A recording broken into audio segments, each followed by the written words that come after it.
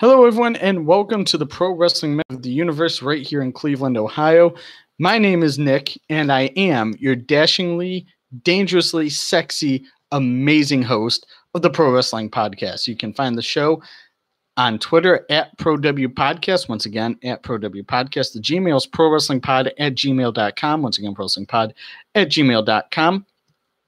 Available on iTunes, Podcast Addict, Spreaker, Amazon Alexa, and right here on YouTube. Now, today's video is going to be what WWE Extreme Rules 2018 needs.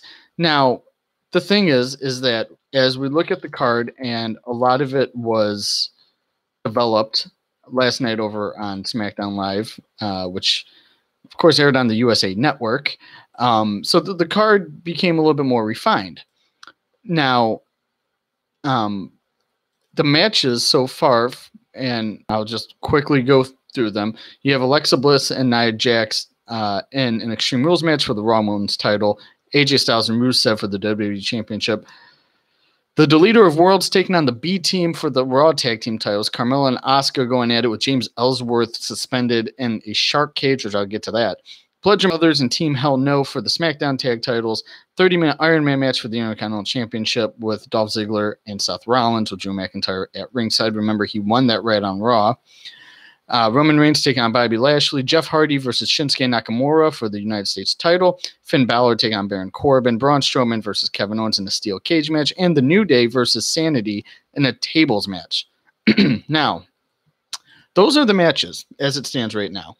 And I kind of feel that the one thing this pay-per-view is lacking is stipulations. For a show to be called Extreme Rules, but not really have too many extreme rules, is a little odd. We have one, and I'm going down the list, so don't mind me thinking. I guess 2, 3, 4 matches out of 11. So that's less than half the show has some kind of stipulation. And I don't even know if you can really count James Ellsworth being suspended from a shark cage. It's not like that. It helps with the match, but it's not like it has this huge implication in terms of being an extreme rule. So if you were to ask me, well, what can they do differently? And I would say, hands down, they need to add stipulations. I think that on a pay-per-view, no less, to where this show, and granted, it's not like it's SummerSlam, WrestleManias, or anything like that.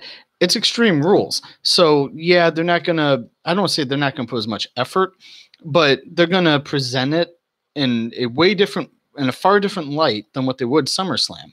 And that's just the truth. I don't think that there's anything wrong with that. I think that that's okay because you're going to have your A shows and then your B shows, maybe even C shows. Extreme Rules is not an important show.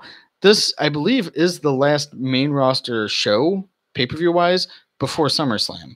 So you're not going to want to really hurt people before a Big Four pay-per-view. So that's understandable. But at the same time, put a little bit more effort into writing these matches. Alexa Bliss and Nia Jax, not entirely interested because Nia Jax has been turning heel and face so much. AJ Styles versus Rusev, my interest has peaked just enough to want to watch this match. So kudos to WWE for pulling that one off.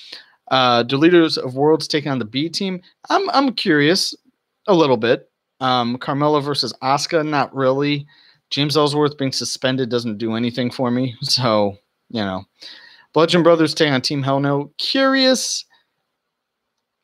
Yeah, I guess I'm curious. Dolph Ziggler versus Seth Rollins in a 30-minute Iron Man match. If this match isn't one of the last matches on the card, because it's not going to be last, it should be second to last or third to last. It should be in that last bracket. Definitely excited for that. Roman Reigns and Bobby Lashley, I know that's going to close out the show, and I don't want it to. I don't want to see it. I think it's a bad feud. Jeff Hardy versus Shinsuke, I'm interested. Finn Balor versus Baron Corbin, no, not really. Braun Strowman versus Kevin Owens. I guess I'm curious a little bit. New Day versus Sanity, yes. After SmackDown Live, and I'm going to keep this spoiler free. After SmackDown Live, my interest was piqued for their match at Extreme Rules. So as you go down the list, you can kind of tell some of those matches Yeah, some of those matches, not so much. So I don't know. I think it depends on your taste. And quite honestly, my taste, I'm a bloodthirsty fan. I was a fan of the original ECW, and yeah, ever since then, I know Combat Zone Wrestling has tried. There's been ECW reunions, all kinds of stuff. It's not the same. ECW is ECW, but I'm a fan of the hardcore style. So when you bring Extreme Rules into things, make more of an effort to have your matches extreme. If you're calling the show Extreme Rules, then all the championship matches should have a stipulation. I don't think that's asking too much.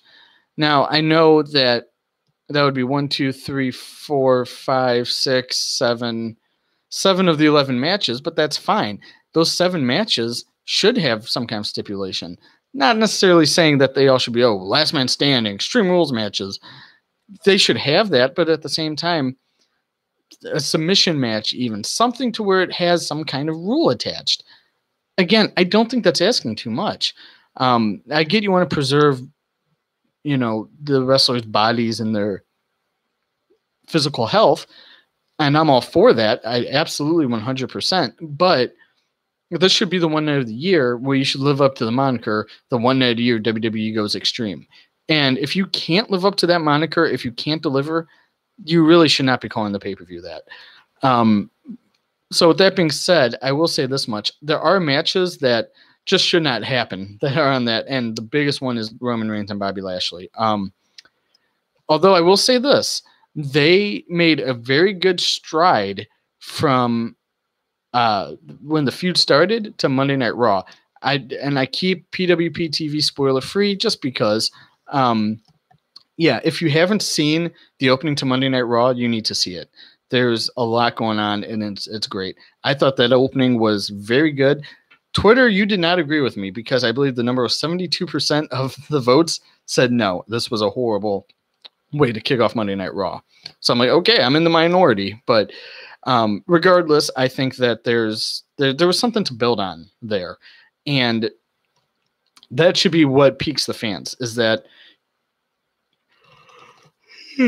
excuse me. Oh, I'm tired, apparently. But that should be what is piquing the interest of the fans, is the Monday before pay-per-view. Are we even calling them pay-per-views, or should they just be called network specials? But anyway, the Raw before and SmackDown before pay-per-view should be a huge go-home show.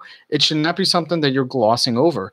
And I felt for the past 3, maybe 4 pay-per-views going back to WrestleMania, WWE has kind of glossed over that go-home show. It's like, they're going to see it anyway kind of attitude. And you can't have that. I felt like Raw and SmackDown both were very good this week. I felt like they both had strong points. They both had weak points. But both shows, they got me hyped for this Sunday at Extreme Rules. And if they could just keep that kind of momentum going to where you're interested, you're lively, you want to see it. You want to pay that undisclosed amount for the network. You want to make sure you're watching it. Don't just put together a show and just be like, here it is. It's quality because it's on pay-per-view. Don't give me that. Give me something that you're actually trying to make, so where you're advancing everything.